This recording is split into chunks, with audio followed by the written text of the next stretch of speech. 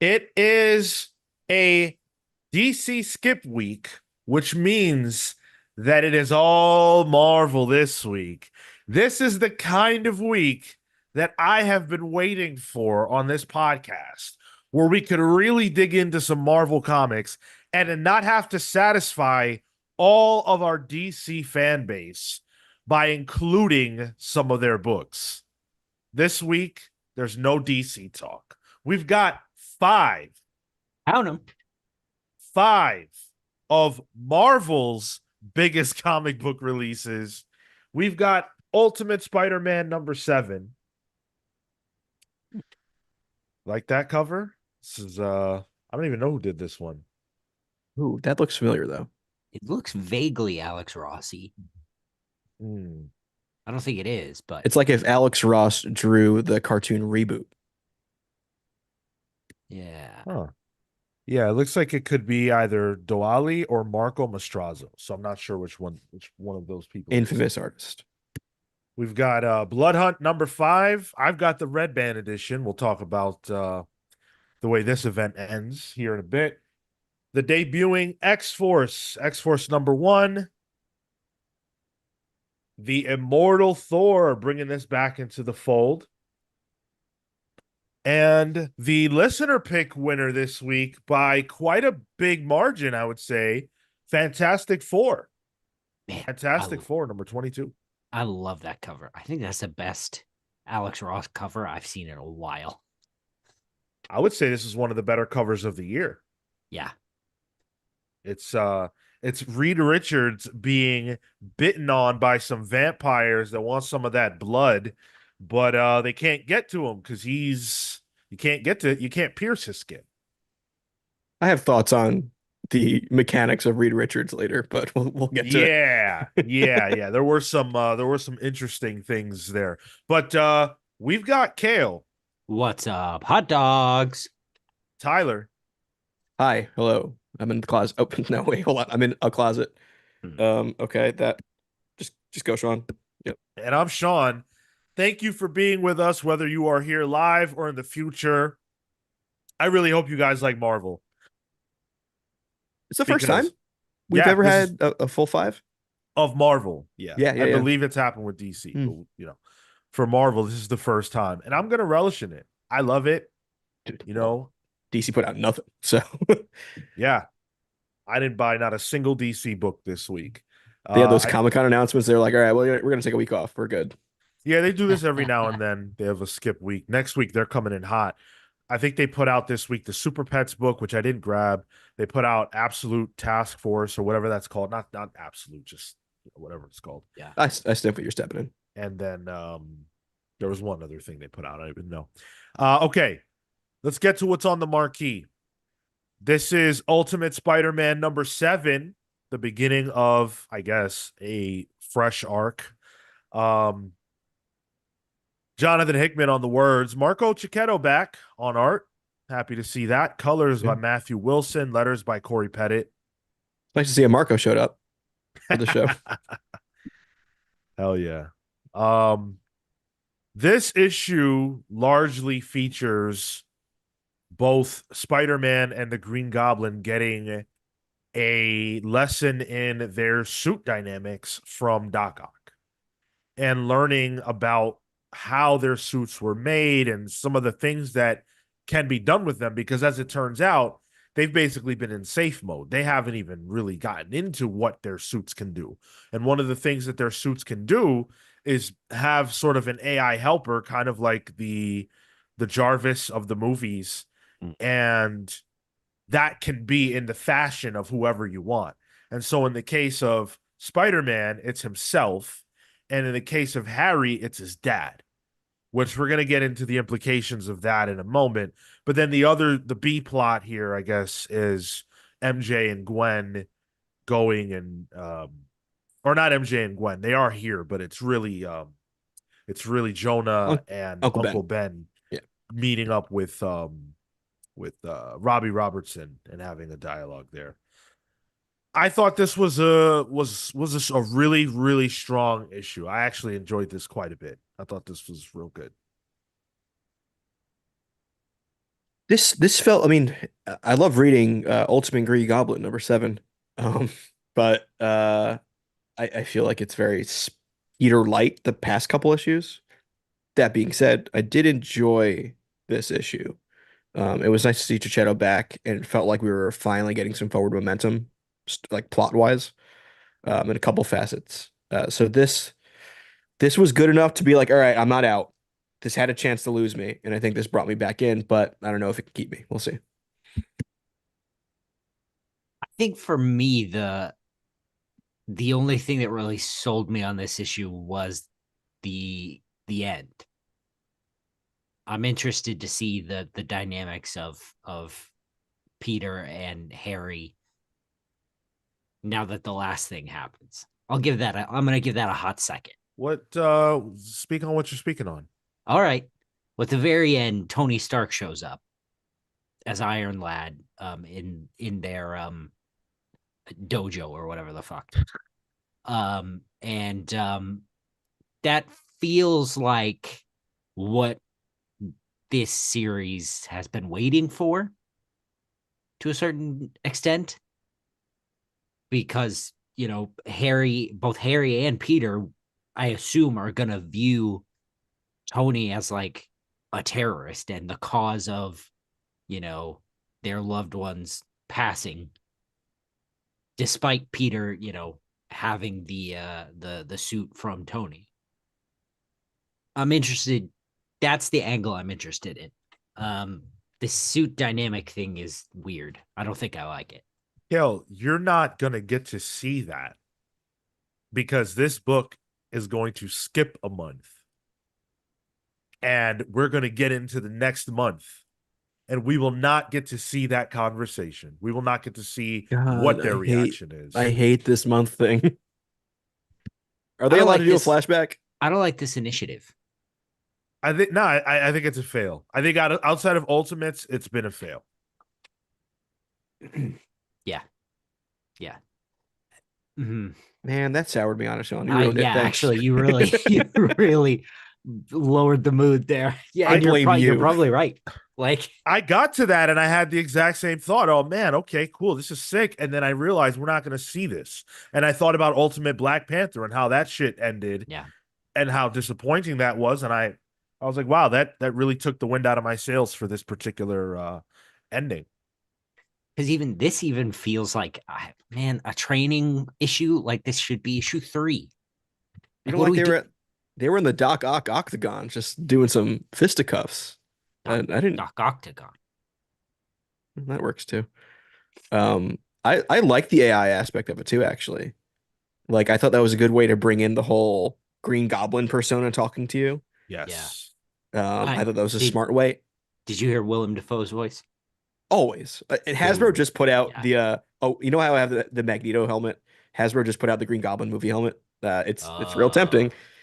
I'm hearing the voice in my head telling me to buy it. But I liked that, but I also liked how Peter chooses his own voice for it. Which I guess is their version of Spider Sense. Oh, Uh, interesting. I saw it as a play on the amazing captions. okay. Maybe a bit of both because it should have AI capabilities to be able to warn him for stuff, right? Like Jarvis would. But I thought it was weird the way it was colored, the lettering. Yeah. It's very Yeah, symbiote people keep colored. saying that, and I'm just like, I don't see it. You put a Like virus in there. It's such a techie way to describe a Spider-Man suit, though. Like it kind of upends everything. But like I can see them doing that, you know. Calling it Venom, but with an acronym or some shit. It's like a Ugh. 3, you know. Ugh. Venom with a yeah. I hope that's not what it is, but I guess I mean the fact that it says we is just, that's a dead Didn't even think giveaway, I about it that way. guess. Yeah. Yeah. Huh. That's you don't talk to yourself that way? Uh Well, I okay. have. Here's I an have. interesting conversation. How do you guys talk to yourself? It's a lot. It's very I guess it's like that. It's not Because very to venomy though in my mind. well, no, but to me, it's like it's like my brain as a separate person. It's like it's me going, "Come on, Cale, we got to get it together," something like that. No, I still know it's me. I have like it's still all in me. I know it's me. Thank you. Right. I'm not I don't suggesting there's know. somebody else in it. I mean, there could be, but Maybe Oh like my God. Kalinar is back there somewhere. listen, if there is, I could use some help. What's up, Cole? What's up, Uncanny Suit? What's up, Michael? What's up, CW Gordon? Hey, Izzy, good to see you. Hey, Inkology. Those are just the names I can see right now. Glad you all are with us. We've got a bunch of you hanging out right now. Make sure you hit that like button, smash that like button. Smash. And Be on a careful Marvel though. Be week, careful. it's a Hulk smash. And on an all Marvel week. And make sure you guys are subscribed if you enjoy what we do over here. So there is a fight between Green Goblin and Spider-Man. They're essentially just testing their suits to see what they can do. And Green Goblin got some upgrades coming into the Ultimate Universe because he's got some like Iron Man-esque unibeam powers. Like he shoots off a unibeam from his chest, which looked amazing. You heard it too when it happened, right? Yeah, of course. Oh yeah. Um, and it's kind of cut off at the legs the fight because that's not what the issue is really about. But we do get a little bit of it, and it looks really good. And I could see this being one of those like almost like Evangelion things where like the AI maybe merges with the brain waves and screws up both, and then it becomes even more screwed up. Something happening that maybe Spider-Man even causes, like a fight they weren't supposed to get into. Like I can see the storytelling capabilities for this AI bit, and it's intriguing. Um, but man, when you told me about the last page, it really threw me off. What about Doc Ock? Doc Ock's involvement in this issue, he's kind of, guiding them through their powers and through their suits and whatnot. It's a bit On the nose. Spider-Man PS4, Oh, which Sure. I guess on the nose. It's also Ultimate Spider-Man. Sure, I don't have that reference point, so I'll trust to you a on that one. to a degree, yeah. I don't know. It's another one of those things I'm sort of just waiting for the shoe to drop. Like in the art, you see, his back is to the camera or whatever, and you see like a thing with the pipes, very clearly make a reference to the arms. It's like, okay, Sure. all right, I get it. Yeah, I mean, I really do like the way that this series has been able to build tension in certain aspects and get us thinking about what is going to happen in the future with a lot of these characters and relationships. I guess I'm just used to in comics, all right, you set some stuff up, but you let a couple of dominoes fall. And I feel like really no dominoes have fallen. It's all been build up. They did have the clash with Kingpin, but that didn't feel like dominoes falling. That just felt like another encounter. There were no consequences to it. They walk away perfectly fine from that. Nothing happened. The biggest consequence is that I guess Harry still has Bullseye, um, without Peter knowing, because it's mentioned like when Captain Okay. Britain meets Kingpin here that like, oh, you lost a guy and you can't find him, and Kingpin has no idea where he is. Um, so I guess there's that. I did like the forward momentum in the Kingpin Captain Britain bit, even though I thought Captain Britain died in Ultimates. He was squashed, wasn't he? Well, Um, he must have gotten caught in one of the grooves. Uh, but yeah, I like because that felt like all right, now Spider-Man is doing some world building in the greater Ultimate scheme of things, which is what I'm enjoying in Ultimates. So nice to kind of see that finally slip into this book at least. I think the other thing about all these points and buildups is just like this world feels so on the precipice, I guess. yeah. with the makers, 18 months or whatever, him looming over the thing, I'm sort of just kind of waiting for that. And like, so anything that's introduced, like the Venom suit or the symbiote being introduced, or Doc Ock, I'm just like, well, I don't know. That probably won't happen. That's a long way away. And it sort of takes the heat out for me. It's interesting because I think I agree with you on that premise in the sense that I don't expect Hickman to be on this book to resolve a lot of these plot threads. And That's another thing. it's almost like an anxiety that's been built into me by Yeah. his career to where I just don't expect him to finish what he starts. That Just it's like, abuse. yeah, that like I see all this stuff and I'm like, it'd be really cool to see this pay off in a couple of years or whatever. I just don't believe that Hickman's going to be here to do it. And somebody who isn't Hickman is going to have to pay off his ideas, and that has yet to work. It's yet to work. Like, what are the odds that Hickman is on this in 20 issues? It's not going to end prior to 20 issues. So what are the odds he's still here? 20 issues is only a year from now. So I don't. I mean, what is he on that we know of? Alien. What is Aliens versus Avengers? Yep. And then this. Yeah. I'd hope that. Well, he's doing his Substack thing too. I hope he'd be able to stay on for at least another year. Like I 20 mean, seems like a decent run, but yeah. think about what he said, when he left X-Men. Marvel doesn't pay him to sit around and write, weekly series or whatever. Hopefully, though, Marvel does pay him to write the best-selling monthly book. And it won't, well, it's Spider-Man, so I can't say that as a guarantee, but I do believe at least a part of why this is selling so well is Ultimate Spider-Man. I mean, or I'm sorry, excuse me, is the names of the creators, is the Hickman factor and the Marco Cicchetto factor. I think that if this creative team leaves, the book does sell a little bit less. I think ASM would topple it at that point. In any event, I enjoyed this quite a bit, and it is a pull for me. Again, the scheme of getting only to see a slice of a given time period for these ultimate books has worn very thin. The end of issue stinger with Iron Lad showing up is super cool, but we're not going to see the result of that. And so that's frustrating. Now, Iron Lad is on the cover for issue 8.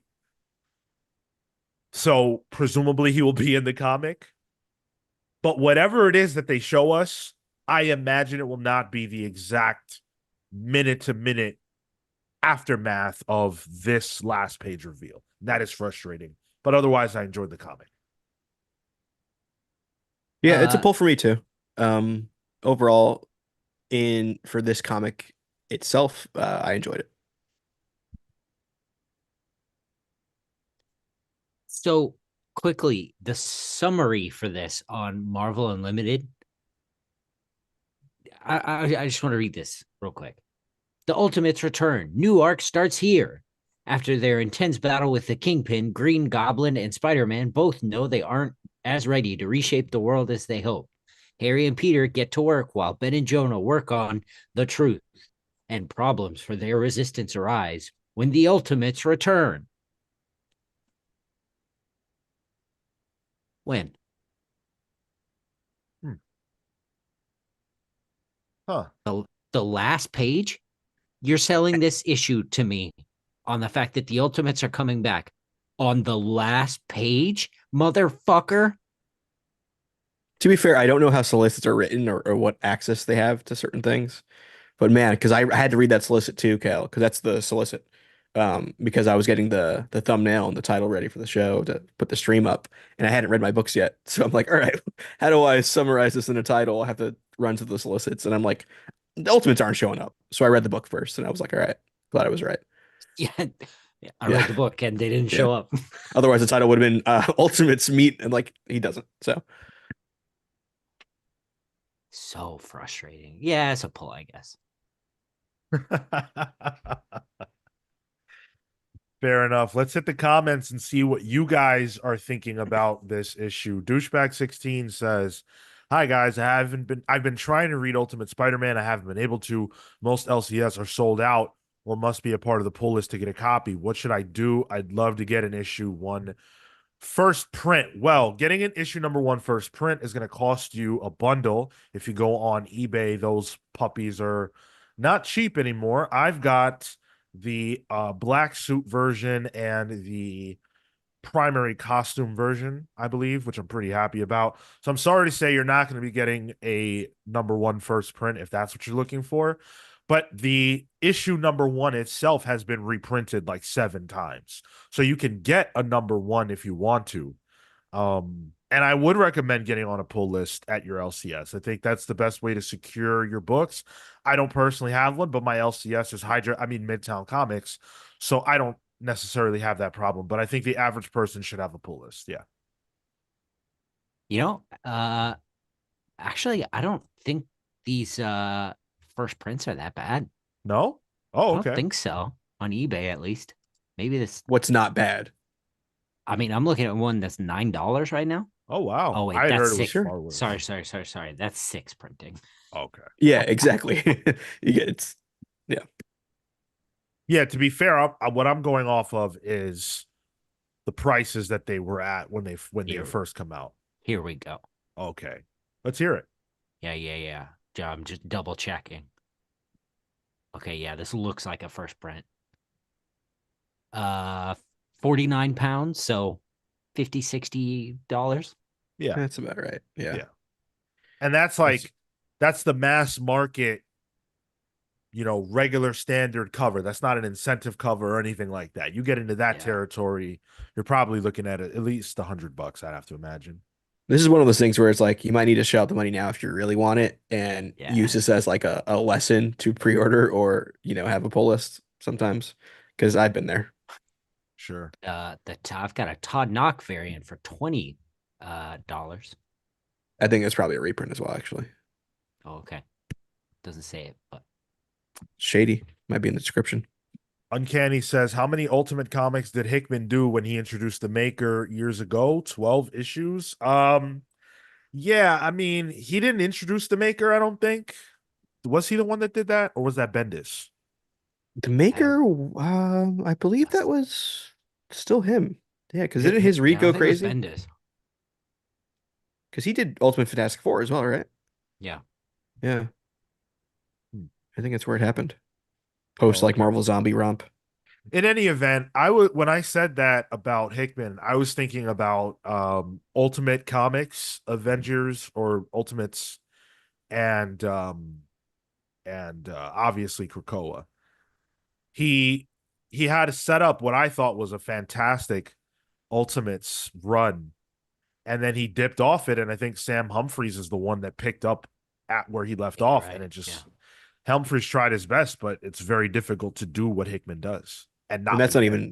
that's not even putting into the discussion his creator owned stuff that nobody else picked up, but also just didn't finish.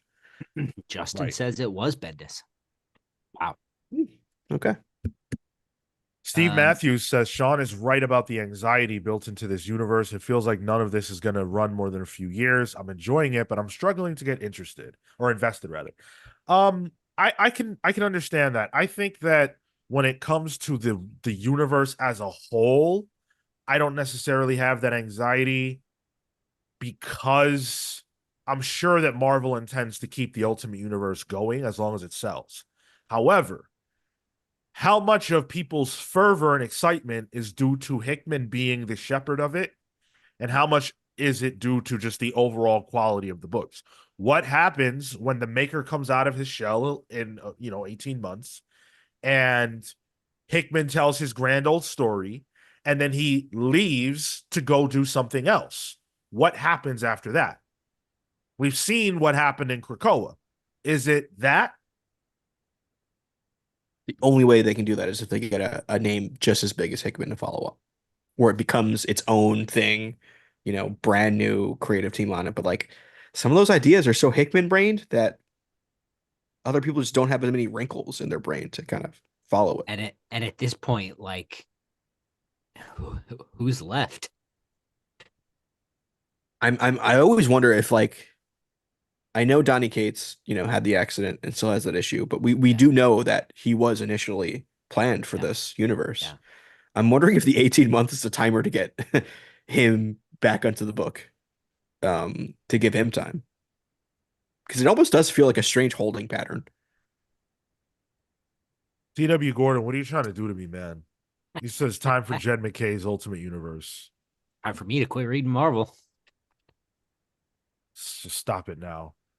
Um, Hey, before we get into the next book, I want to say thank you all so much for being here with us. It's amazing that you show up and choose us to be your review team, your review crew, for the comics that release every single week. Thank you for that. If you want to support us, the best way to do that is patreon.com/the comics pals, where everything that you give us goes right back to you. We try to give you as much bang for your buck as possible. We've got a newsletter that goes out every single week. We have an exclusive show that goes out every single month where we talk about a variety of different things that don't have anything to do with comics if you want to get to know us a little better. And of course, you can join the Palsverse, which a lot of you have been doing recently. We've got 3 new editions coming this Saturday on the show, and I'm really excited for that. So thank you very much. Channel memberships are open. Super chats, as always, are open. Our DC boys are absent, and they tend to be the ones that like to hit that super chat button. But that's okay because you're here one way or another. Thank you for being here with us. Little teaser for Saturday's show, the main show, which is at 10:15 a.m. Eastern. Robert Downey Jr. is coming back to the MCU, but not in the way that you think. And of course, the only way that that tease works for you is if you live under a rock and haven't heard what's been going on. But either way, we'll be talking about all that stuff on Saturday. Looking forward to it. I'm Let's sure that's talk. going to be a normal discussion. Totally fine. Yeah, absolutely. Of course. Yeah, it's fine. We've got a normal community. Let's talk about something that I am less excited about. Blood Hunt. Oh, Yay. yeah, Blood great. Hunt number 5, written by Jed McKay, with art by Pepe Larraz, an absolute superstar. Gorgeous. Undeniable. Stunner of Gorgeous. a art piece. Yeah. This book. Colors by Marta Gracia and Fer Cifuentes Sujo. So Marta getting the assist here. Hmm. And letters by Corey Pettit. Now, I don't know if it was last issue. I don't know if it was issue 3, whichever issue it was. Dr. Doom got involved in all this. And I remember saying on this very show, why is Dr. Doom here? What does he have to do with any of this? Why would he be involved? And last week, Marvel announced One World Under Doom, where they told us that Dr. Doom was going to become the Sorcerer Supreme, and that because of that, it'd be One World Under Doom. Okay. This issue exists near solely to explain to you how Dr. Doom became the Sorcerer Supreme. We have read 4 previous issues of the Avengers, of, Bloodline, of Dracula, of Miles, of all these different people, Moon Knight, everybody else, getting involved to try to save the world from the vampires and from the blood hunt, from the endless night. And the only person who actually mattered was Dr. Doom. You say it This, like that, it's actually very meta. yeah, after this past weekend, yeah. It's all about Doom. Oh, geez, yeah. It almost feels like the entire event it was set up just for this, because they even posit that I think Doctor Strange posits this and this, where it's like, were you the one behind this all along to get to this point? making a You problem because you know the solution just to get the Sorcerer Supreme. you get a cheeky Tony Stark smirk out of behind the mask. Oh God, don't put that on me. Don't. You don't know how mad I was this weekend. Get used to it. Um, so yeah, I just this is a tough one for me because I feel like this whole thing was a bit of a nothing burger. It didn't really address the vampire stuff that I found interesting in the Marvel universe. Like literally doesn't address any of it. Um, and Tiger has ears, but the entirety of it, uh, it's gorgeous. It is good to look at, and I think there are some really cool, um, just like Avengers fighting sequences that are nice. There's a really good one here where Vision kicks ass when they're fighting the blood, whatever the hell they're called, Blood Squadron, whatever the hell they're called. Um, where Vision does some really cool stuff. It's cool to see Moon Knight kind of join the fray with the Avengers because you don't really see that often. They're most have been fighting, honestly. So like there's some cool stuff here, and it's gorgeous to look at. Man, the story just it's cyclical and nothing really happens. Like the only lasting effect, Doctor Doom becomes Sorcerer Supreme, and Miles is still a vampire. He could just walk in the sunlight. Like what's going on there? Uh, yeah, I don't know. Weird event. Want to take a quick moment to say thank you to Sven for becoming a VI pal, joining the channel. Thank you so much, Sven. I hope you enjoy your early access to videos and your pals heads. I'd love to see some pals heads in the chat. Those of you who have access to them, I see your green names. Let me see some pals heads. It always makes me feel good. And the video we put out this week for you channel members, I hope you enjoy it. We put out does anyone actually care about new Marvel and DC characters? And I'm very interested in hearing the feedback on this one. So, Mm, yeah. that was a good Um conversation. yeah, I thought so. I remember that one. I really feel like I've been harsh on Bloodhunt. And so with this issue, I came into it like, you know what? I really just want to like this. I hope it goes out on a good note. It'd be cool to come here and praise it. And look, I think the art is great. I think the coloring is gorgeous. There are some decent dialogue bits here. Doctor Doom using his powers and having the actual um the uh the cape on was super cool. Like it looked nice. I agree. The lore for that drives me nuts. Speak on it. The cape isn't part of the Sorcerer Supreme. The cape is its own thing. Yes. It's just I the Eye of get I Agamotto, right? well the cape is its own entity as well. The Eye of Agamotto is just a pendant. Well, I mean, like the Eye of Agamotto is what gives you that. That comes with Oh, being yeah, the yeah, Sorcerer yeah. Supreme. Yeah, Yeah, yeah. I think you're right. Um, I get that you want it, and it looked fucking awesome. Of course it did. But that drove me nuts. Yeah, I had that same thought. I was really just trying to avoid saying that to be kind. Because I want to like because I don't know. I don't know. It doesn't matter. I don't need to be kind to this book. Look, it's Doctor Strange thinking that Doom was going to give him the Sorcerer Supreme status back after he solved the problem was dumb. And I get that he had to do it, I guess, but it was silly that he thought that that was going to happen. Yeah. And this is all being told by Jed McKay, right? So Jed McKay is still writing Doctor Strange. I feel like we're in a Superior Spider-Man thing coming up soon, because Doctor Strange gave Doom a bit of his soul, right? To be able to have the Sorcerer Supreme automatically go to Doom because it recognizes him as part of Doctor Strange.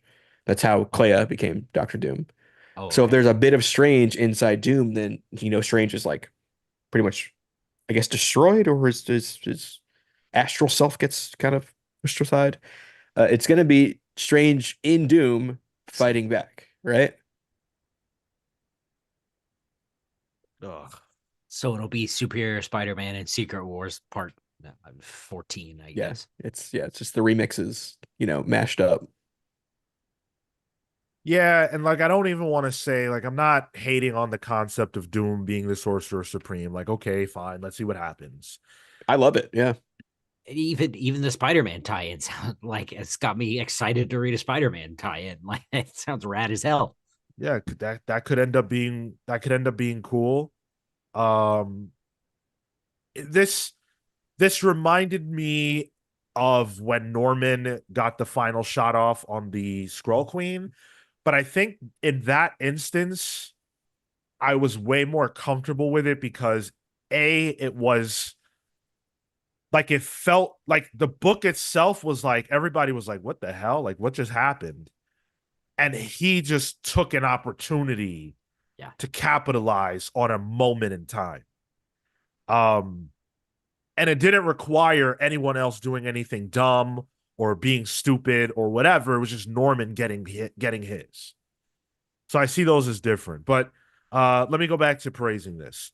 I thought it was cool when Miles and Bloodline both stabbed Varney or whatever, and the way that looked visually, where all the blackness was just coming out of his mouth, that shit was sick.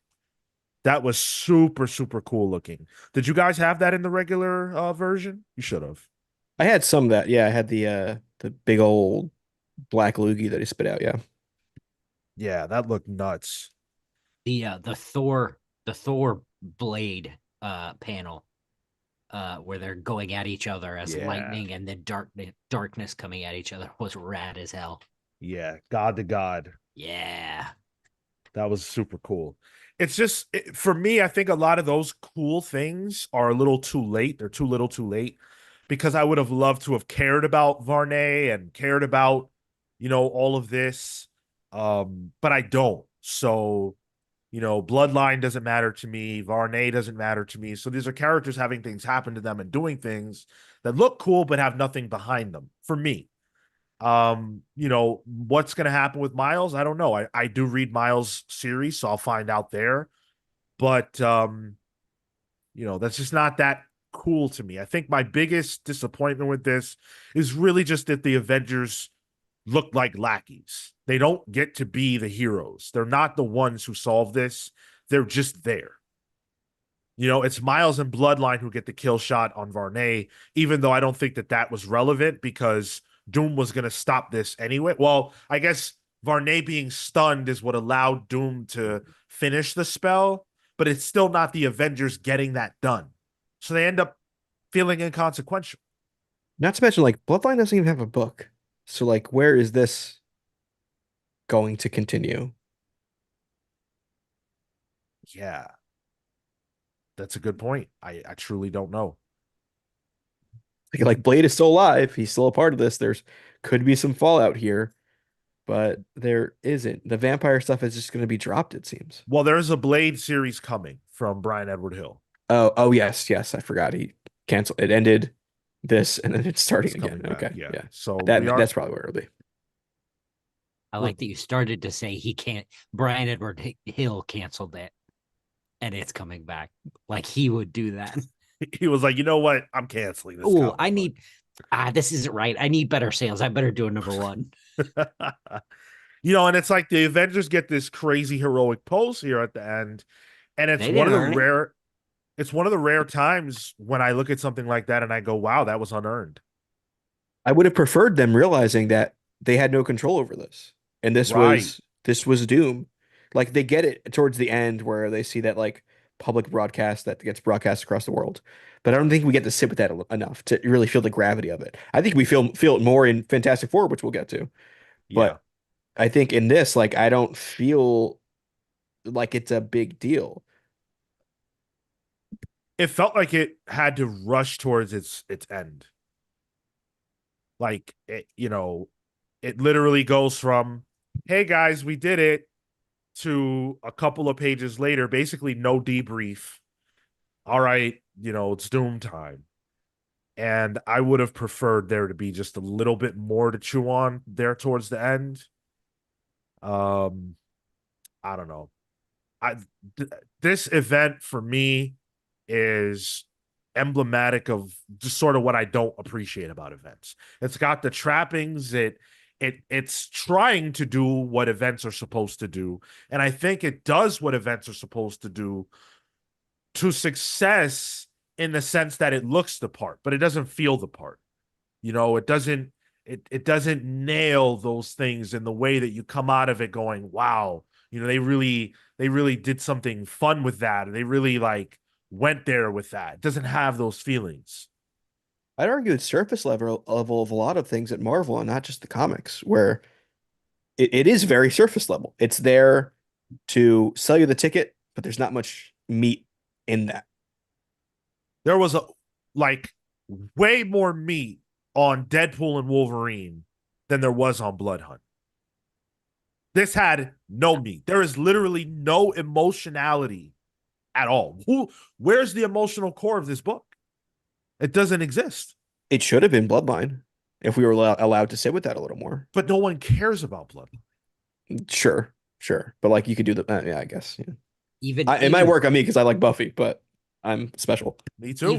even Blade being possessed is like, okay, so like Yeah, it doesn't matter. Blade's not there.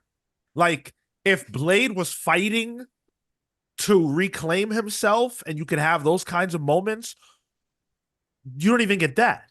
So by the end, he's like, yeah, you did it, kid. And it's like, yeah, that's great. But where the hell were you?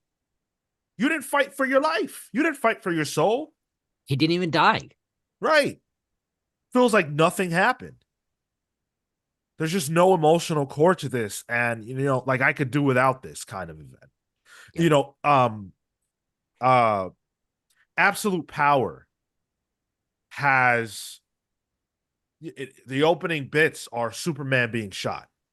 If you've been reading comics, DC comics for any amount of time, just seeing that visual means something to you. That's a significant moment. Setting up Brainiac Queen and her emotional tether to Amanda Waller, that wasn't done for no reason. They're going to pay that off emotionally. It's not enough to just show cool shit. You have to feel something. And this book didn't make me feel anything except bewilderment and frustration. And some cool visuals. But outside of that, it's a pass. I'm sorry.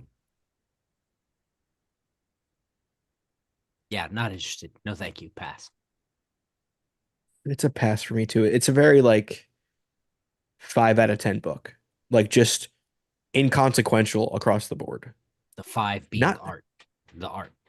Yeah. Well, yeah. It's like nothing really happens or matters, but it's not offensively bad in my opinion.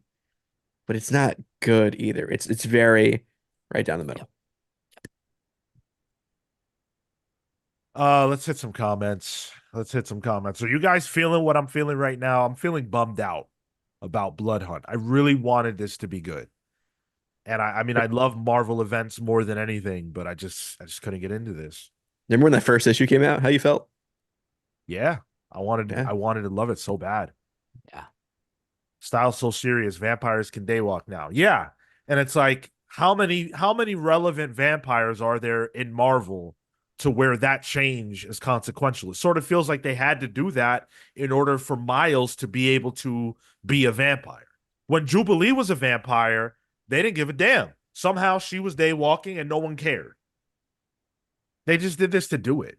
And I guess in some way, Dracula and Doom conspired so that Doom gave this to Dracula. That was the impression I got. But why? Like, the why is story. So that's me asking that is not a negative on this book. They can deal with that down the road. Why should I care is more of the question. Roboters 100. Sean had to deal with this in Crisis and now with Marvel's Blood Hunt. I thought Dark Crisis had more emotionality to it. I thought it had more of an emotional bend to it. I cared a lot about Nightwing's journey and him trying to rise up and be the hero that was needed when Batman, Superman, and Wonder Woman were gone. I thought that was interesting. I thought it was cool when Beast Boy got shot or whatever, and the heroes had to deal with that. There was no equivalent to that. Even Crisis on Infinite Earths, like there was a lot that happened, but you found those emotional hooks. Oh, I'm sorry. You might have been talking about Crisis on Infinite Earths. Well, if you were talking about Crisis on Infinite Earths, I mean, old Superman, I cared about. I was invested in what he was dealing with and going through. Pariah was crying on every freaking panel and page in that book. This just didn't have any emotional resonance. Who was in danger? Who was ever in danger? I feel like the vampires were the most in danger. Yeah, I mean, they murdered indiscriminately. Potentially hundreds of thousands of people died. No one cares about that at all. The Avengers stood there posing like they're the greatest heroes on earth. Hundreds of thousands of people are dead. Yep. This was way more tragic than Civil War, Secret Invasion, Fear Itself, and Siege put together in terms of body count. Yeah. Asgardians died in Siege, and maybe some people from Oklahoma. Well, they can go. No one's crying tears about that. Especially But New Yorkers dying, that we can't have. I mean, as a New Yorker, I agree. Yeah. Well, there were global deaths here. The body count is extreme. I recently saw a body count for Crisis on Infinite Earths, and it was I think it was in the billions. It was certainly in the billions. Well, that's multiple Earths. Yeah. Right. Jeez, what a slut. Fair play. Yeah. Wow. I want to see the body count for Blood Hunt juxtaposed with all other Marvel events. Doom is about to be the sorcerer supreme over the 6 Avengers that are left. The thing is, though, like nobody we care about died. Like Secret Empire, who did Secret Empire kill? Black Widow. That happened there. Like you can remember an event by the big moment that happened. There was none here. Like I guess the Doom thing is supposed to be one, but that just feels like another story beat, not really a big moment. Right. Slabrat says they love the Blood Hunt event. From art to using key players in the Marvel Universe in great moments. Now we got future set up with Doom. Fair play. I mean, look, I'm always hoping for better. So Yeah. I would love to love the next phase of Marvel. I'm glad that they have a phase because if it hasn't felt like Marvel's really had a status quo for some time. So I like this. I like the fact that we already have the promise of this being reflected. Like it'll certainly be reflected at least in the Jed books. So I would say if anyone is curious about how to follow this up, you look to Avengers, you look to Moon Knight, certainly, and you're going to look to Spider-Man because the 8 deaths of Spider-Man is happening. You're going to look to Blade because Blade. You're going to look to Miles because of the Miles portion of this whole thing. And there is a book called Blood Hunters, which I believe is going to continue as well. So there you go. This didn't work for the comics pals, though. What was the worst event? Uncanny Suit says Blood Hunt or Fear Itself. Blood Hunt. Blood Hunt. I'd like to, go back to Fear itself because I think I gave that more flack than it deserved. I think we all did. I was pretty harsh on Fear Itself, but I think, Tyler, for me, the reason is that I had not read any bad events at all. Every event, well, that's Yeah. not true. Yeah. World War Hulk was like all right. Like it wasn't amazing. It was solid. This Fear Itself was the first one where I was like, but I didn't know what a bad event was. Now that I do, I think that block is actually all hits. Even World War Hulk and Fear Itself. Large block too. That's what, a decade? Yeah. Yeah. And that's what we love about it. Yeah. Like, that's what we continue to strive for. We, the audience. I don't know what Marvel and DC are doing, but that's what we strive for. Exactly. I strive for good X-Men comics. And Keep X-Force. Oh, well, X-Force #1 may well be that. That's, of course, what we are here to dive into. X-Force #1, written by Jeffrey Thorne, with art by Marcus Toe, colors by Eric Arciniega, and letters by Joe Caramagna. I just want to take this quick moment to shout out Comics Are Dope. BJ Kicks is the host of that channel, and he just had on Jeff Thorne a couple nights ago to talk about X Force, and it was an excellent interview. I learned a lot. I didn't know anything about Jeff Thorne. I learned a lot about his process, the way his mind works, and I heard that interview before I read this, and so I actually feel like having heard that interview enhanced my read of this. Um, just hearing, kind of what he was thinking about. And one of the things I learned was that this initially was supposed to be a Forge book. The original pitch was purely Forge based, and they couldn't find the angle for it. It was pitched, and then Brevoort was kind of like, I like it. Or maybe it was Sapolsky was like, I like it, but we're in Krakoa right now. I don't exactly know how to make this happen. And then they came to him and said, okay, we'll do it, but make it X Force. And he was like, cool, because I didn't know what to call this. And so that's how this was born. I think when you read it, it makes a lot of sense because this is very Forge focused. And the essential premise is that Forge is the person who can fix things. He is the person who can see a problem and solve it with his mind. And he is aware of some fractures, that exist essentially in the future of the world. And if they don't solve these problems, then there isn't going to be a future. And he assembles a team to do the job. And that's really the large and short of what this book is. Everything else is just the mission.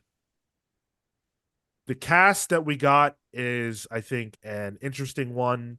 We've got Forge, of course, Sage, Tank, Captain Britain, Ascani, who is Rachel Gray, and guest starring Deadpool. What'd you guys think of this? First off, who is Tank? Does anyone know who Tank is? Nope. Yeah, new to me too. Um, you giving that context, Sean, makes a lot of sense because I was like, oh, I never read a Forge book before after reading this. I was like, oh, this is Forge and his amazing friends. Which I didn't hate. I kind of like this actually. I like the idea that it's probably going to be dealing with a bit of a preemptive justice, so like a little bit with like Civil War 2 did, because he has the world and he's using that to find things to fix preemptively and work on that. Like he knew the solution was Deadpool for this first, mission. Um I enjoyed this. I like I typically like X-Force books because it takes a ragtag group of mutants together, and that's my cup of tea in anything. It's just like the B-list squad. And I thought it got the team together in the first issue, which some people have trouble with, and they draw that out too long. It has its main objective stated for the series going forward.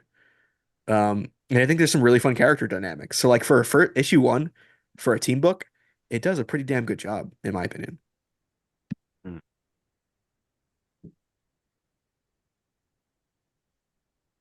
I think I agree. I don't think I'm so hot on this. You know what this feels like to me is the Hawkeye led Thunderbolts that came out last year or the year before. Or the what is it, the Outsiders in DC that came out where it's like Batwoman and some other guy in the Antarctic or something. It feels like it's something sort of taking away like the special ops um nature of previous titles. It's sort of sanitizing it a little bit for reasons. It's in name only X Force. Yeah.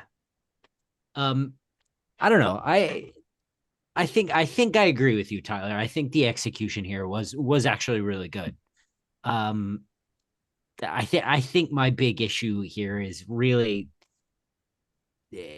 I didn't feel like I had an anchor character because none of these characters are ones I particularly care about. Um, it was fine. So ultimately, execution wise, yeah, this is. I felt like this was good. I think it just didn't land for me. You know what? I loved this.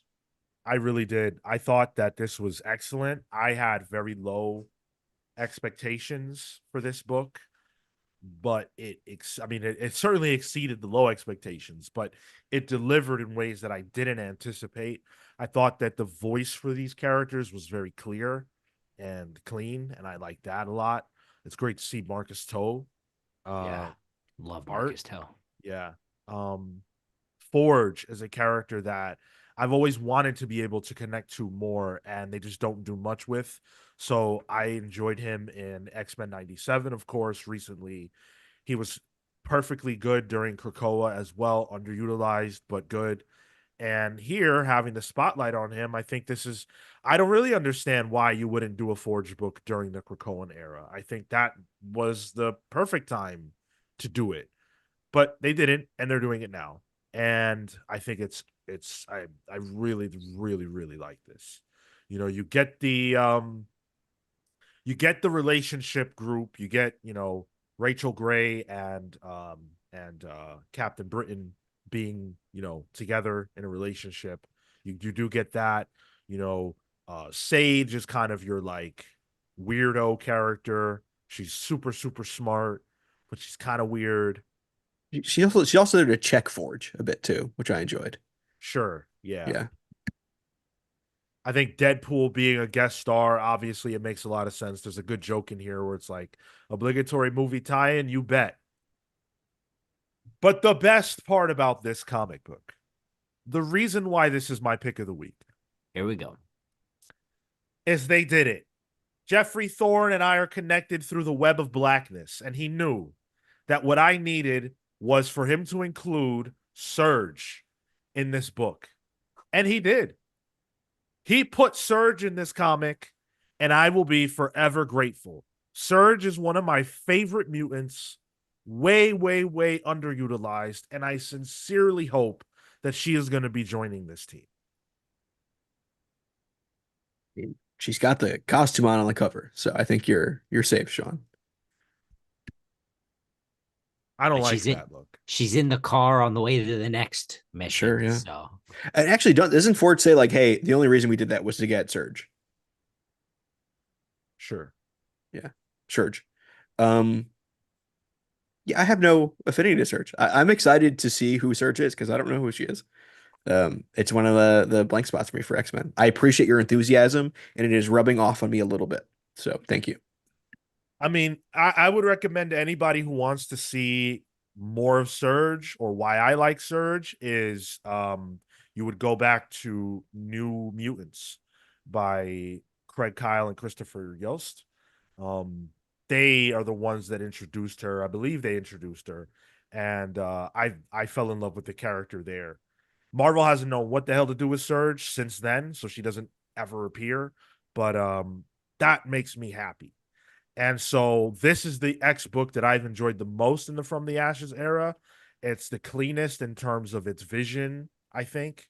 Like, it establishes why it exists and it validates itself from the first issue, which I don't think the other books did very well. I think the only one that did a similar thing is Phoenix, actually. Um, and then also the art and the character work is all great here. I am looking forward to seeing this develop going forward. Yeah, I had a good time with this. I'm pretty excited to see where it goes. And also, the part of the gimmick of the book is there's a new guest star each book, right? Like that's the ticket they're selling in terms of solicits, I believe. I don't know if that's explicit in the text of the story, but I think that's what it was just announced as, right? I think, yeah, I think we're going to be able to regularly anticipate Cool. guests being Yeah, involved. I like that. I think it's a good little storytelling device. Mhm. Um, let's hit some comments. What'd you guys think about X Force? Anybody read it? Beast Lab Rat says, I've only read about the back half of the Krakoan era and I couldn't get into it, but this reboot has got me excited again for X-Men. Why is it so hard for a lot of Krakoa era fans being so hard on it? All right, well, I'll speak for myself. I think that for me, Krakoa was the first, well, not the first time ever, but the first time in a while where I felt like the mutants were united. And telling one story along the line of mutants is pretty typical. That's not an atypical thing to do. Like, during the Messiah Complex era, for example, they were telling pretty connected stories. During the all new, all different era, they were telling pretty connected stories. Even during the Rosenberg era, they were telling pretty connected stories. This era is not connected. And they've been pretty explicit about the idea that largely these books will be segregated from each other. And that for me is frustrating. The other thing that's frustrating is that this feels like typical superhero fare. It doesn't feel like it has any particular bend to it. And we have a lot of history of X-Men comics like that. So I was hoping for something that felt a little deeper, and this doesn't have that vibe. I also just genuinely don't think that the books are as good as they were at the launch of the Krakoan era. So that's a factor as well. I'm The Oh, good. sorry, Go go ahead. ahead. For me, Krakoa was sort of an era of new promise that really seemed like it had long legs. Like even like really even past what Hickman wanted to do long term. I really felt like uh the concept of Krakoa and the world that was there could have been built out better and could have lasted a lot longer. And it really could have been a new status quo. Um, but in instead we got Sins of Sinister, and it couldn't live past the weight of Hickman. And so now with this reboot, it feels like we're just back to pointless X-Men. And, you know, at least within the context of Krakoa, I have an idea of what everybody is doing. They're chilling on island time. Cool. In all of these X titles, it's like, what's going on? Why are there 15 million titles scattered across the world with no broader point? I think Triple Host says it really well. He says, From the Ashes feels very much like 90s vibe, where it wasn't about continuity and more about action. The titles are missing a lot of heart and purpose. Krakoa felt like evolution, and this feels like stepping back. I'm trying to, as I read these from the Ashes books, I'm trying to kind of remove myself because I think you guys are right, but I'm trying to actively remove myself from that and take it at face value. And it's tricky. But at the same time, I can't help but see the bigger machine working at the same time. Like there's a reason why there's a whole bunch of solo titles for X-Men characters coming out. There's a reason why Doom just got announced as a major player in the comics again. Um, so it's I feel like Forge a bit. I'm seeing the machine a little too much, and it is taking me out of the storytelling a bit. But I think from the Ashes right now, I'm enjoying the books more than I enjoyed the last age of Krakoa. It was hate reading for me at that point, towards the end. So Yeah. at least there is a market improvement where I'm at least enjoying some of these books. Even though it doesn't feel like the dawn of Krakoa. Comic Boom. Hey, Comic Boom, what's up? Uh, Comic Boom says, as someone who does not read X anything, is X Force accessible? Yes, absolutely. I I'd think say that's all the these things are. Yeah, that's the best thing that can be said about the From the Ashes era, and that is completely deliberate. They are all accessible. So if you would like to jump in with issue 1, there's nothing precluding you from doing that. Beast Lab Rat says, but does it need to be connected? I think the reason I couldn't get into it because there was a lot of hand holding to other X books, so it was hard to jump into it. I like the options without feeling left out because Amazing Spider-Man doesn't connect to Captain America, but I don't hear people get upset with that. Yeah, that's very different though. The mutants theoretically exist under one banner, and during the Krakoan era, they were literally living together, live together, die alone type of philosophy, and now they're separated for no good in story reason whatsoever. And they haven't explained why the characters aren't trying to function together. Was there a schism? Is there a problem?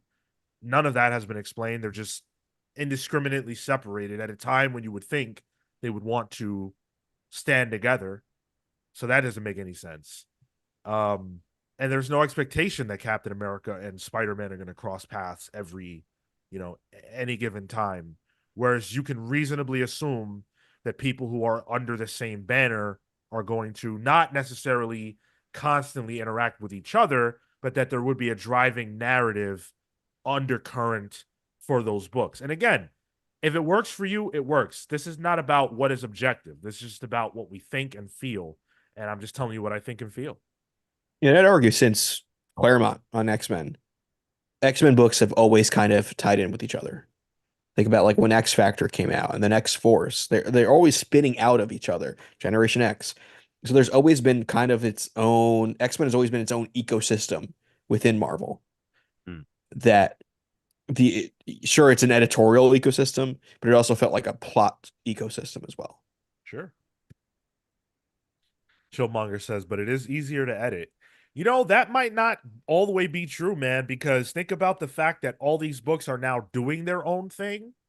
So if Jeff Thorne wants to do X in his book, but he doesn't realize that, Y character is being used over here for something else, there's no, that one editor or group of editors has to oversee this without there being a narrative through line that everybody is aware of and playing off of. I think it was probably easier to edit during Krakoa. Style So Serious said this might be generational, but personally, the variety of stories for X-Men characters is more appealing than one overarching plot. Fair enough. I want to read good books. At the end of the day, if I don't think the books are good, then that's just going to be what it is. And X-Force is not a Krakoan book. It is a From the Ashes book, and I liked it a lot because putting everything Krakoa aside, I come here to talk to you guys about how the books make me feel, and I enjoyed this one. So really, that's what it comes down to. Let's talk about the Immortal Thor. We've not been reading this. We've kind of taken a break from this. I mean, I've been reading it on the side. We just haven't been talking about it on the show. This is, of course, Al Ewing, our boy. Gotta get him back on here at some point soon. Oh yeah, we do. He's gonna be a little busy coming up. Yeah. Yeah, hopefully being on our show. We've got art by Jan Bazaldua and letters by Joe Sabino, colors by Edgar Delgado, colors by Matt Hollingsworth. There were two creative teams in this book because there's a weapon extraction story as well. Hmm. This one is a Thor and Hercules team up. The cover would suggest to you that there's going to be a competition between them. There really isn't. It's more of a team up issue. And they are going to face off with the goddess of night, Nyx. Yeah. Which confused me. Yeah. Like try Googling Nyx last week. Yeah, right. I thought that was a team of mutants, but yeah, so it's Nyx and her children or whatever they were, and they're going up against Hercules and Thor. They've got a fun team up. I like seeing them in their civilian clothes. I thought that was kind of funny. You don't typically get to see Thor in civilian gear. Normally, that was a Donald Blake thing, but I thought that was kind of cool. They were looking Look like at they you, were about to Sean. have a Good volleyball pull. match. What's that, Cale? Said, "Look at you, Sean. Good pull, Oh, Donald Blake." oh well, he was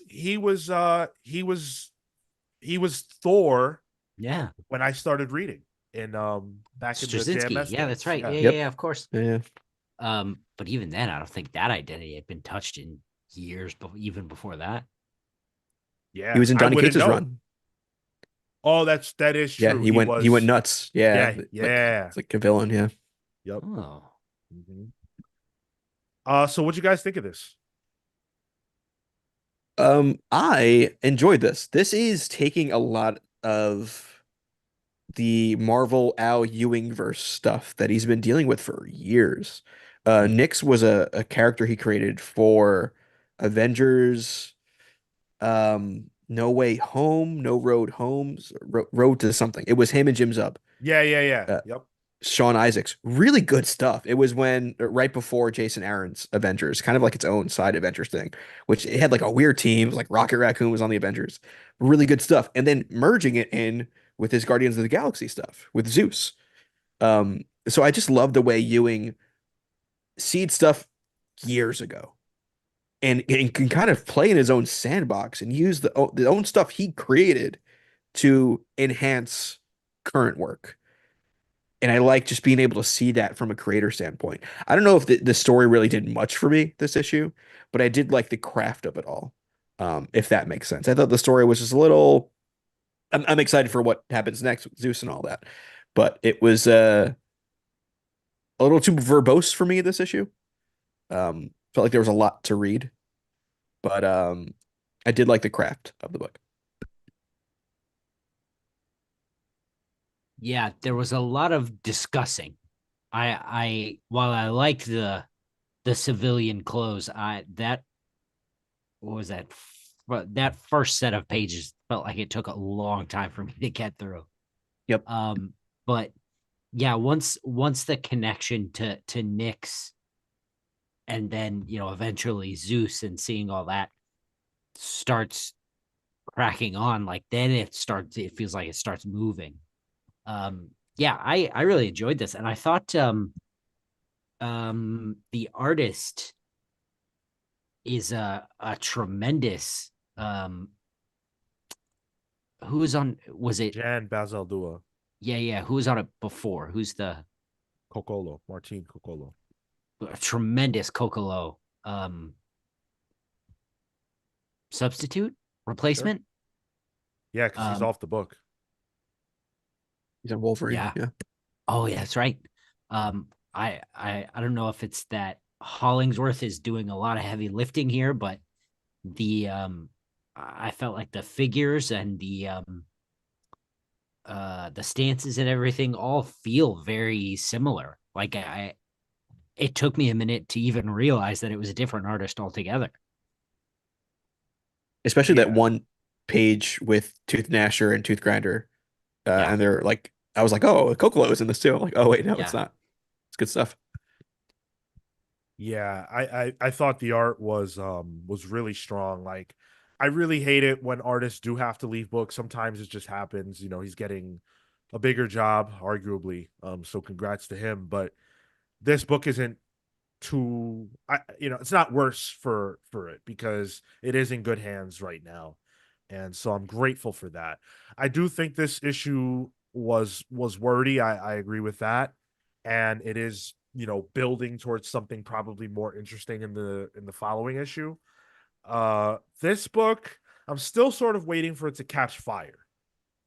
It's good. I'm enjoying it, but I'm waiting for it to like really heat up. And Al has talked about how there's something huge that's going to happen in issue 25. And so I'm really looking forward to hearing or seeing whatever that is. And when I heard that in an interview, I was like, oh, that's really great. And then this one came out and I saw that it was issue 13. I was like, well, damn, that's like a year out. I want to see the interesting thing today. I, I will say it's refreshing to have a Marvel writer who can plan that far ahead, though. well, Yeah. hopefully it gets there. You know what I mean? He's talked about how he feels like he's in a pretty good spot with that. He's earned his issue count. Yeah. So we'll see. Uh this was a pull. Yeah, I'm here for a Ewing book, even long term, and even chatty. Like, Yeah. um, yeah, easy pull. Yeah, same. CW Gordon says, Jesus, teasing issue 25 is ridiculous. I mean, yeah, the man works way ahead, has this stuff plotted and planned out. And I think it's everybody else who has to catch up with him. Good quality to have as a writer. That's how it should be. And Yeah. the Ultimate Green Lantern is going to be insane. Or all Absolute Yeah. Green Lantern, rather. James Jones says, what's up, James? Says, Thor and House of Slaughter were my tie pick for the week, pick of the week. Wow. Okay. Oh I wow. dropped House of Slaughter because I'm going to tell you guys the truth. I have probably the first 20 issues, maybe 22, something like that. I've read a total of 0.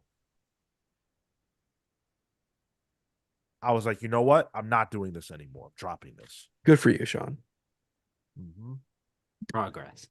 Yeah. Which is not a condemnation of the quality of the book. You just didn't get to it. Yeah. Tektronic says, do you think we're feeling such a resistance to From the Ashes because Krakoa's promise was so exciting and so hype? Has the fandom been shifted in such a way that the standard quo just won't work? So I've thought about that a lot. I think part of it is that there are a lot of new fans who are new to Krakoa or new to the X-Men. Krakoa was their first time.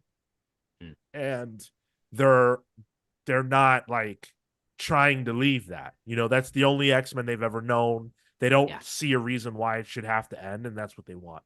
I also think Krakoa was a unique time for Marvel in general, in that it being so tightly wound and so tightly orchestrated isn't the typical Marvel way.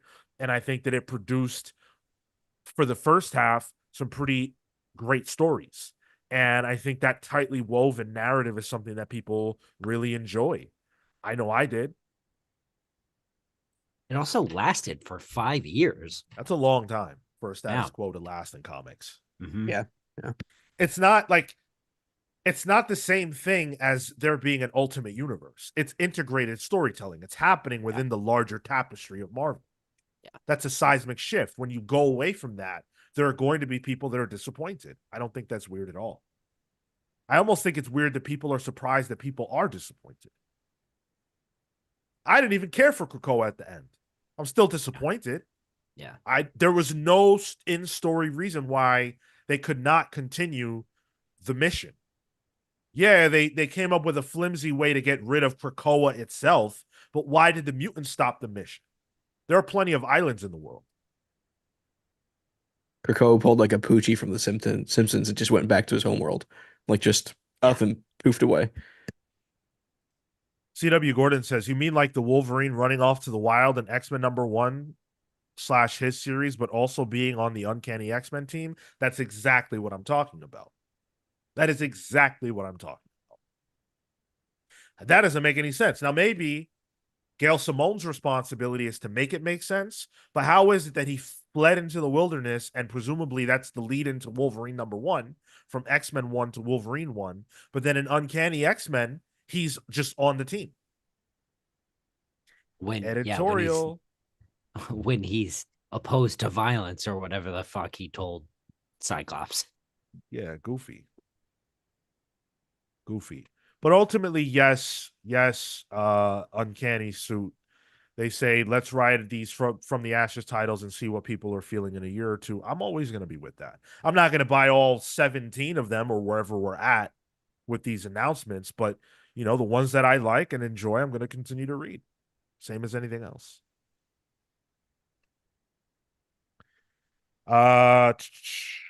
Justin says, but to be fair, they reintroduced Krakoa in a flimsy way. How do you figure that? I felt like Hickman's explanation for all of that stuff worked pretty well. Dan asked, do you think Marvel's hesitant to tie into a whole into to tie the whole line into one storyline again? Yeah, absolutely. Yeah, for sure. I just think that they want the X-Men to feel, for lack of a better term, normal as a red carpet for, the movie stuff. That's purely what I think. Look at Avengers. Avengers is dry as a bone. They've Avengers literally got is they as got the sanitized as it Avengers could editor. possibly be. There's no heat to Avengers. And getting Brevoort on this line to editorial for X-Men is just as status quo as you can get, for better or for worse. I'm sure for Marvel it just means it's easier to manage and it's easier to maybe sell an issue one or something because people did have trouble getting into Krakoa when it was ready, kind of going. Um, but yeah, it is very much status quo. Capsule says I got super burned out towards the end, but at least it was a cohesive story that pulled in all the mutants. This new launch feels like it has no direction. Yeah, that is the exact answer. There's no mystery to this at all. There's no mystery. If you read Krakoa and you're reading this, it should be pretty clear why people have this feeling. Justin says no real build up. All of a sudden, the island is there at the end of Hoxpox. I mean, the island is there at the beginning of Hoxpox. The book starts with them on the island.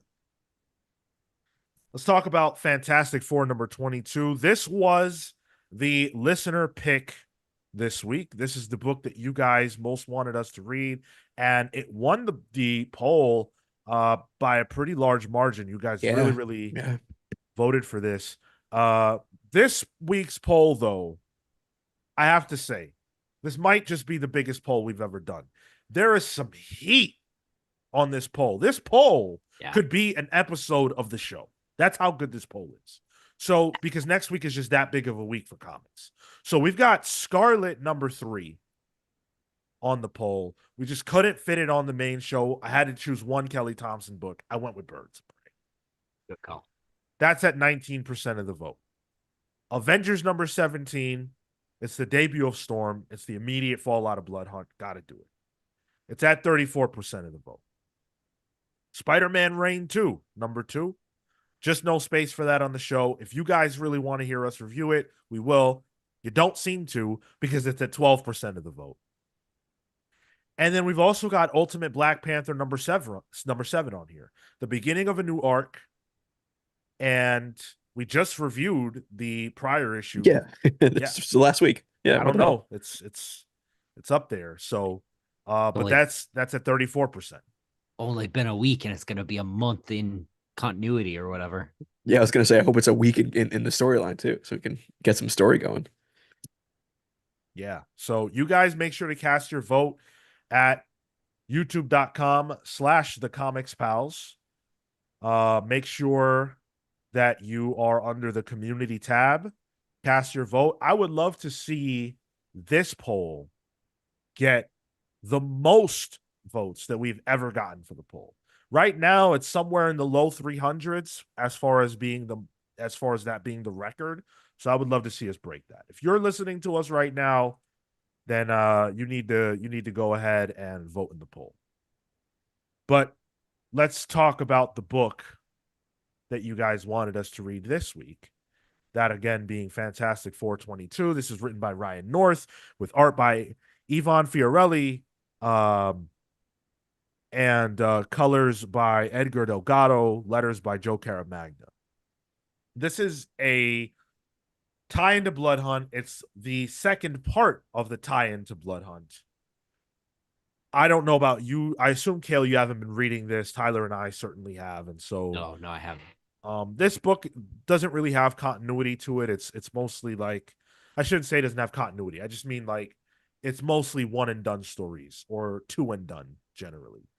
And so, it's just Blood Hunt time and they're dealing with that. It's pretty self-apparent based on, this issue. Reed and Alicia are in one area, they're dealing with the Blood Hunt, the darkness at this museum that they were at or whatever. Meanwhile, the rest of the family, they live in seclusion because New York hates them and they're dealing with it on their end. One of my favorite things about this series is the way that Ryan North has to constantly figure out ways to utilize the power set of the characters when they're not together. And he does that very, very well. This issue, the way that Reed and Alicia, who uses what she can bring to the table as a non-powered person, what they use their skill sets to preserve life at this museum and prevent these people from dying to the vampires, it's really smart. Every issue of this run is a problem, and it's all about problem solving, which I think works really well with the Fantastic Four. Either it's an equation, it's a character dynamic, it's a character power set kind of combination they've never come up with before. And it does such a good job. It works on the science of it as well, kind of on the side. Um, this issue, even though it's a blood hunt tie-in, which this is a tie-in for a story about vampires, like not something you would typically put up in a Fantastic Four book. But I think it just does some good work because it's so incongruous to what the Fantastic Four are. It's very magic based, but because that is the case, it brings up that question, and that's the story. The story is Reed trying to solve a problem that he can't really solve, and I really, I really enjoyed this. This is my pick of the week. I love that it constantly is Reed and Alicia, and Alicia is essentially the fifth member at this point. Um, and she really grounds Reed in like a really refreshing, just friend type role. Like it doesn't have to be a love interest. It's just two adults who have known each other for a long time and they know each other. Man, I just love everything about this run. This is like, I'm so happy we get to talk about it because it would probably be my pick of the week every week it's out. Uh, so maybe it's good we don't talk about it every time. But yeah, I had a lot of fun with this. I'd be curious to see what you guys think. Yeah, I was on board with this when I realized that Reed's method of keeping these people safe was literally using his body as a tube to get them through, the building or whatever. I was like, that's insane. How has no one thought of that? Um, yeah, I know Ryan North. I always read his dinosaur comics. And he basically takes the exact same uh clip art dinosaur uh comic template, and he makes an entirely new um strip almost every day, I think. So this dude's got it, and to get to see it on something like the Fantastic Four, I think is a real treat. He deserves the bump. Yeah, Ryan North has really proven himself to me through this series as being a smart storyteller. I think Reed Richards has got to be one of the harder characters to write well because he's smarter than you. And I think it's hard to write characters that are smarter than you. And his power set is cool as hell, but most of the time it's just like, hey, I can stretch. Here's my arm, here's my head, here's, like it's always something like that. And Ryan North figuring out like, well, actually, he probably wouldn't be vulnerable to a vampire bite because of his, the mechanics of his skin. That makes a lot of sense. Would you have seen that done under the pen of a lot of other creators? Maybe not. What I also love about how Ryan North writes Reed is that yes, he's smarter than you, but that's also kind of a weakness. And he uses that weakness because Reed sometimes doesn't see the forest for the trees because he's so smart. And he uses that to then bring in the family and use that to build up Reed and fill in the blanks that he, even though he's the smartest person in the world, would not see. And it's just so good. And you see that on display here when he has to rethink the science versus magic um conundrum he's got. He can't solve magic, but he can apply his science principles to magic and work out a hypothesis and test the experiment, blah blah blah blah. Yeah, that's great. That's perfect read. The art is also just fantastic too. Like this book looks really great. Um I have no baseline for what I think the Fantastic Four should look like, but I do think that they look fantastic under the pen of Ivan Fiorelli. I really love the colors as well. Who's on colors here? I want to make sure I give the proper credit. It's oh yeah, Jesus Albertov, I believe. And the color work is impeccable. I love the way Johnny Storm is colored. It's just so on point. And when he's using different like kinds of light to try and hold the vampires back, I thought that was again really smart stuff. But it's cool that Johnny is smart enough to know he could do that, but not smart enough to know how to do it. So it's the trial and error of Yeah. him learning how to do that. Because he's not a genius, but he at least has control over his powers. Man, it's just like little things like that that are just so, it's such good character work. Even though he has a handlebar mustache, still, Oh, that was nasty. there's a reason for it, but it's goofy. No, there's no reason for that. Can I? Okay, so now that we've praised this book, and we all say pull Tyler says pick of the week, right?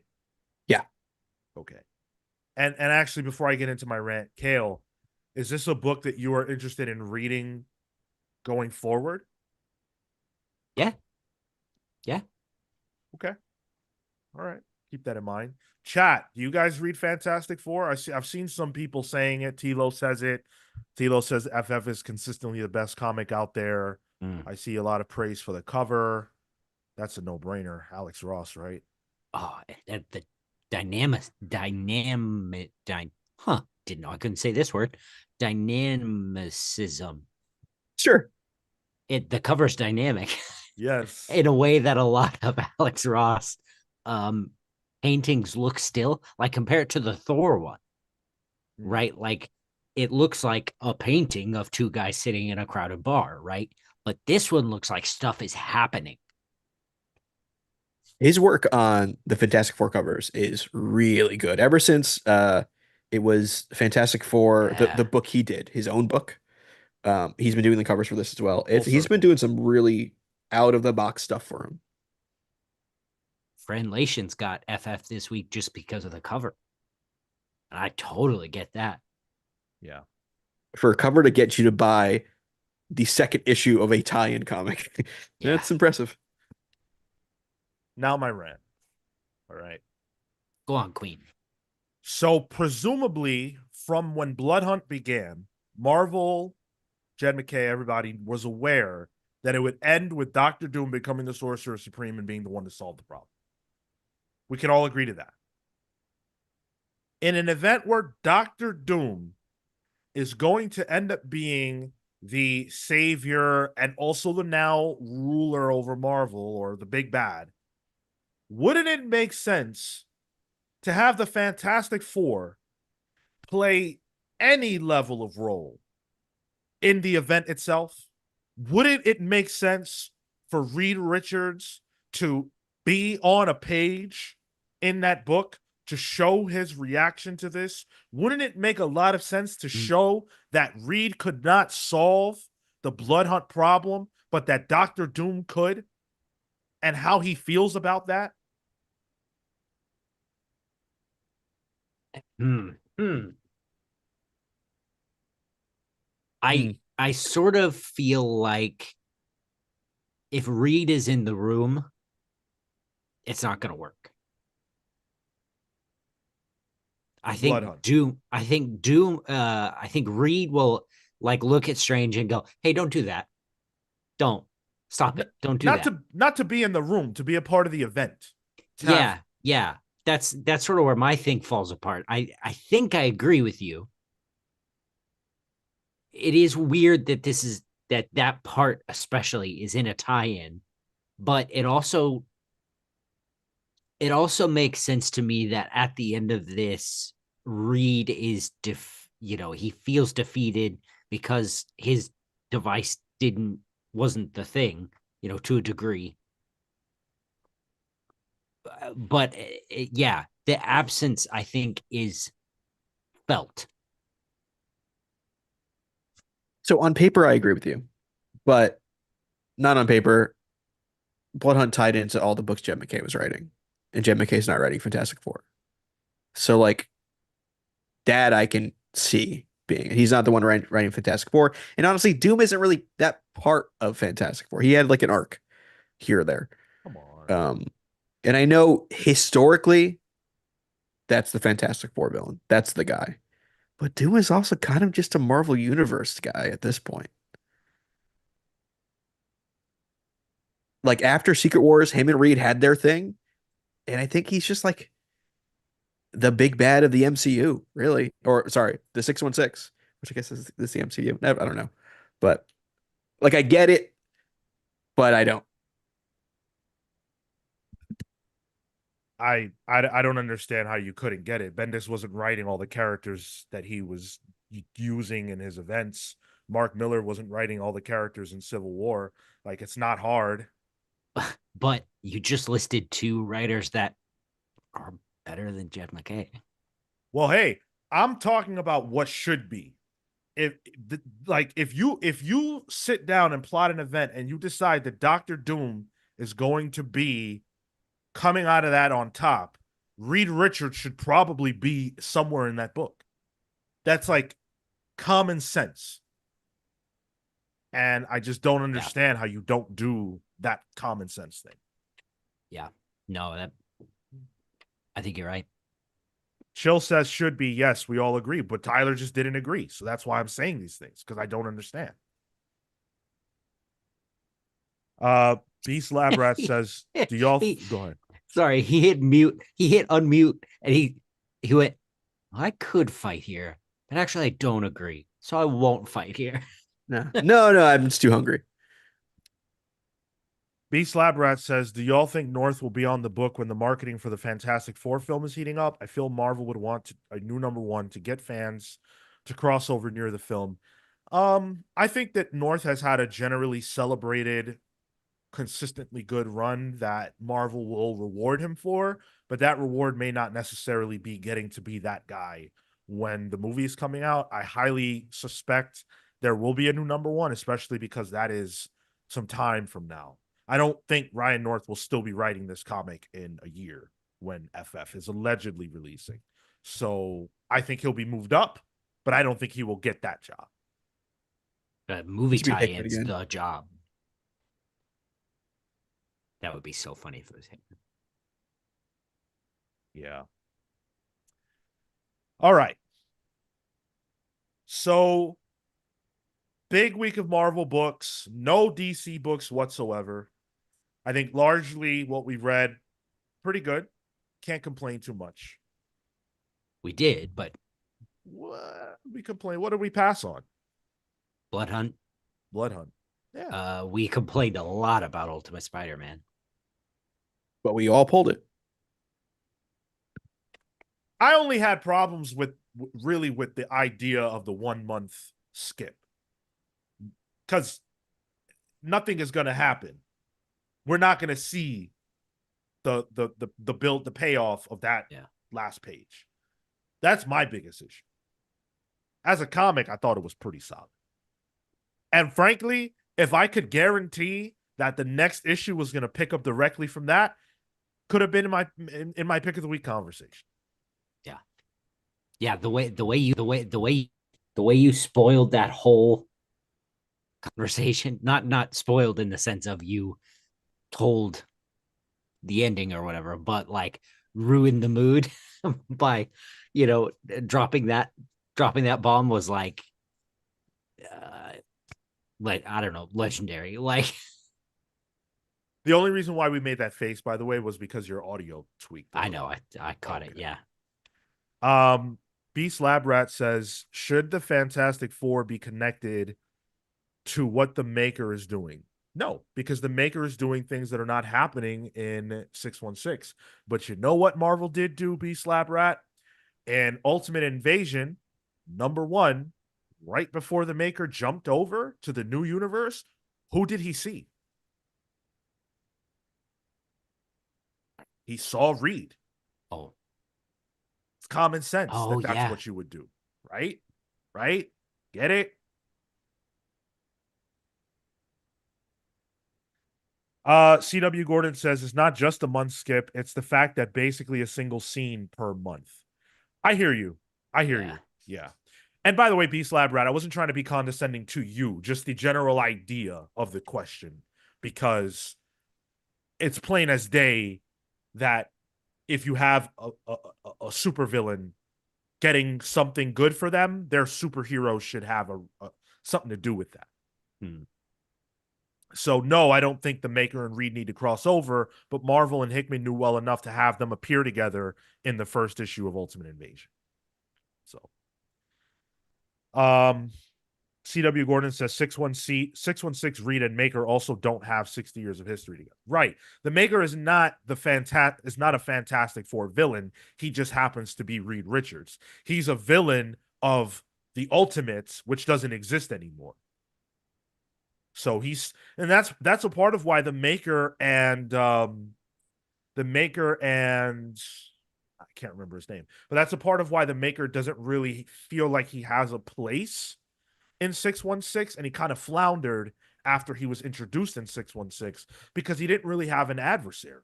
They did stuff with him, but none of it really stuck. He was like a Venom villain for a bit, right? Under He bounced Cates' run, yeah. around.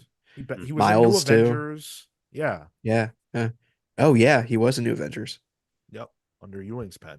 He bounced around. He didn't have a place because he doesn't have a primary villain. He went from Secret Wars to fighting Squirrel Girl. Right. Yeah. That was some goofy stuff. Tilo says Hickman was a big fan of the New Universe, which also have the monthly real-time gimmick. I need to go back and read that. What is New Universe? I don't know what that is. New Universe was like a I think it was a Marvel initiative in the 90s that introduced stuff like Starbrand, and which then Hickman kind of took and brought into the main continuity. It's like a Oh, it was like if Ultimate wasn't really rebooting existing characters but making new characters in its own universe. 86 to 89. Oh, I didn't realize it was that early. Okay. Wow. Okay. Good to know. Hey, Atomic Hound, jumping in to say hi. Thank you for that. Appreciate you, buddy. Hope to see you Saturday for the main show. Let's get into the stack. You guys know the drill. For those of you who do not, every single week, because I have a problem with buying too many comics and apparently no limitation on how many I'll buy, although I am trying to get better, you guys help me out in a way by telling us how many books you think are in my stack this week. And the person who gets the closest without going over Price is Right rules wins either no prize or the digital code for any of the Marvel books that I bought this week that we didn't review for the show. And since it's a DC skip week, chances are a lot of the books in my stack will be Marvel. Mm. And also, I wasn't able to give Cale the code for Thor. Thor and Fantastic Four. Yeah, so those will be on the table as well. But yeah, let's see those numbers. No, they're pretty low already. Wow. DC Skip Week. Yeah. I will say I think it's a Remender week though, an Image, so do that with what you will. Did you guys get to Cape Crusader, the new Batman thing on Amazon? No, Man, I think wanted that's either to, tonight or tomorrow morning for me. Good reviews though. Yeah. If this were a normal week for us, I would have said we should probably try to review that today, but Yeah. it's Sure. not. Maybe we'll talk about that next week. We can give our thoughts on it. But I am excited to watch it. Oh yeah, in 2 episodes, that'll be a good chunk of time to dedicate to it. Yeah. Yeah. I almost Yeah. wish it wasn't coming out week over week. I thought it released a whole season. Did it? I think it did. Oh, okay. Yeah. Good to know. I didn't know that. I feel like I've only seen thoughts about the initial issue or episode rather. Yeah, same. I could have sworn I got an alert saying all episodes of the Cape Crusader are now available. You may well be right. Yeah, I really don't know. I am But excited to check it out though. And I've heard good reviews. Very good reviews. Yeah, I need something to watch, something good. I just wish it was longer. Like it's a half an hour show, right? I think. Oh yeah, I Yeah. think it's all of them. Oh, beautiful. Sick. Love it. Love it. Love it. Love it. Keep throwing those numbers in the chat. Make sure you guys like the video too. Those likes help out a lot, whether you know it or not. The inner workings of YouTube like to see the likes.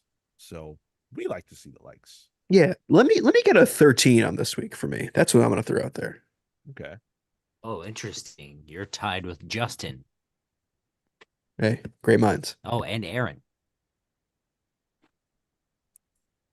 What are you thinking, Cale? I might go, boy, these are low numbers. I don't think you can control yourself. I like a solid 16. Not the Trudeau method. Yeah.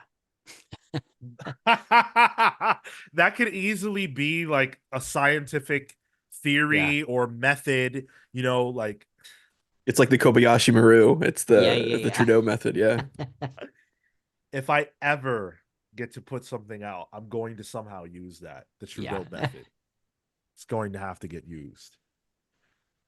All right, Cale, take it away. You got it. We have 8 from Rami. Izzy says 9. CW Gordon says 11. Roboter says the stacks are in favor of a solid 12. I got hope in Sean.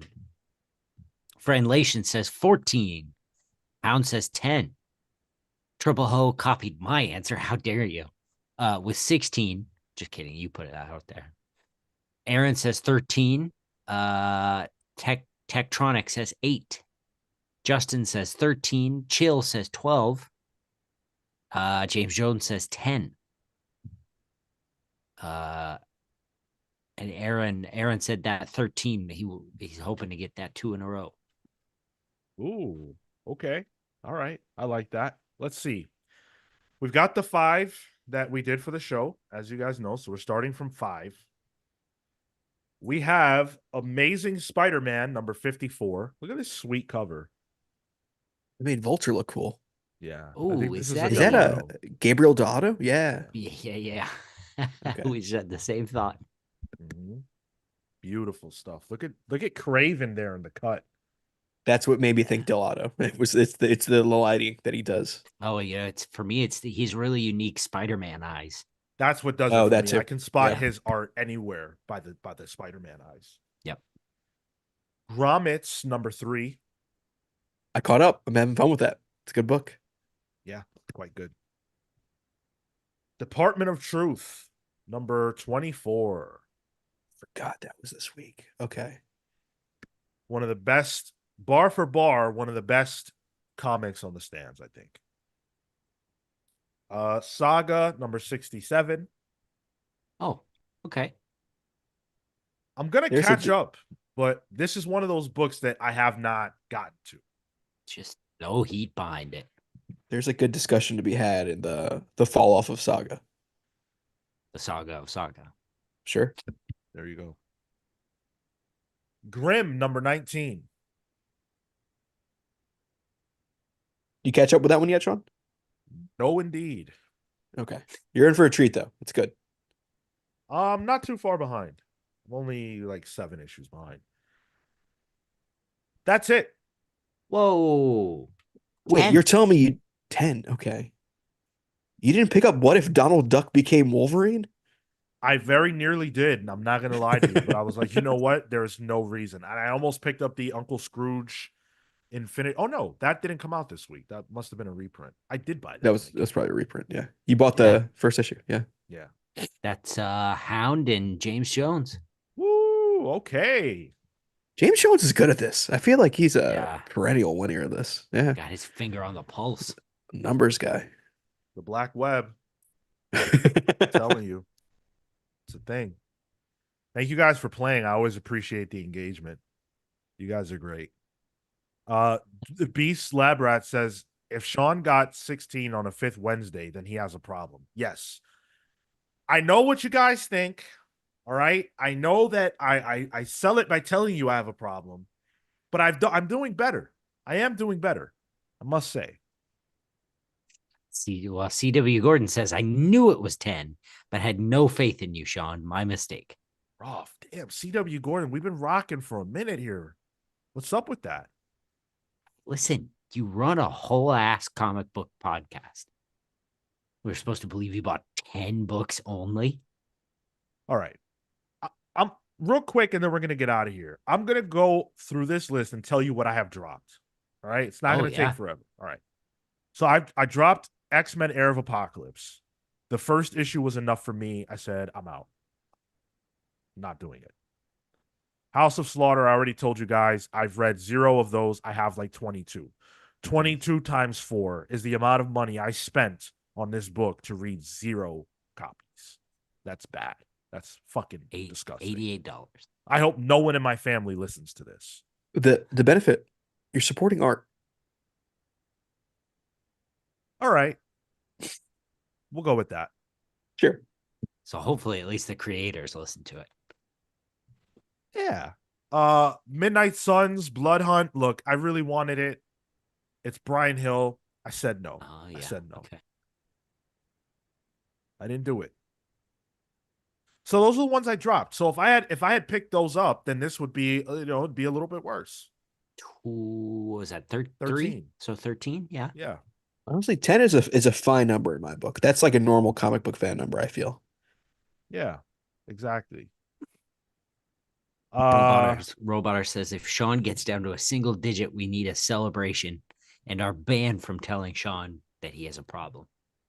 Yeah, but if that happens, do you know what's going to happen the next week? Like this week was tame. Next week is insane. So next week on the show, we're going to be reviewing. We've got Uncanny X-Men #1, Absolute Power #2, Batman 151, Birds of Prey 12, and the Power Fantasy #1. Those are all going to be bangers. But then when you tack on what's in the poll, that do the math on that. Those are all pulls. Spider-Man Reign 2 alone. Like, yeah. Those are all pulls. So this is I'm doing the calm some before the storm. Yeah. yeah. I was doing Steiner math in my head when we were describing all that. Let's hit the last few comments before we get out of here. Bill says, Heir of Apocalypse was money well saved. Do you know what the end of result of that was? Who the new Apocalypse is? No, do you? I think I saw a spoiler online, so I could be wrong. Oh. Should we spoil it? No, we're none of us are reading it, right? I don't want to do that to the chat. Tell me off air. It's okay. It's not who you want, that's for sure. Of course not. Of course not. Atomic Hound says, we're all your family. You know what? You don't know how true that is, buddy. And you guys do support me, and I appreciate that very much. That being said, if the people whose blood is the same as mine hear what I just said, it won't be nice. I'm just kidding. Izzy's issue says, turns out that James Jones is just Sean's cashier at Midtown. That's hilarious. Although the woman who rang me up today didn't look like a James Jones, but you never know these days. Atomic Hound says, not to push another channel, but Owen Likes Comics just did a video on New Universe. Pretty interesting. Well, that's cool. I like Owen. I'm sure it's good. Yeah, he puts out good stuff. Yeah. I just yeah. Oh, what? Right? No way. What? No way. So Tyler posted the spoiler at our private chat so that we could see it.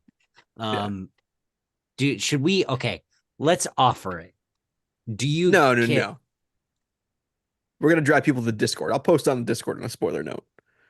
Tyler wants the show to end. That's what it is, Cale. Oh, I see. Oh, I got no food here. That's fine. Roboter says, it's okay, Sean. I've had those conversations and they went exactly as you would expect them to. I mean, you guys know how it goes. All right, look, we're going to get out of here. Saturday is when we will be live with you again. We are going to be talking about all the big fallout from San Diego Comic-Con, the stuff we didn't get to in part 1 of our San Diego conversation from this past Saturday. So you can expect all the RDJ news to be discussed and, all the other big announcements that came out of Hall H and every other hall at San Diego Comic-Con. So we will see you there at 10:15 a.m. Eastern, Thank you for joining us today. We appreciate you as always. Take care of yourselves and each other. See you next week.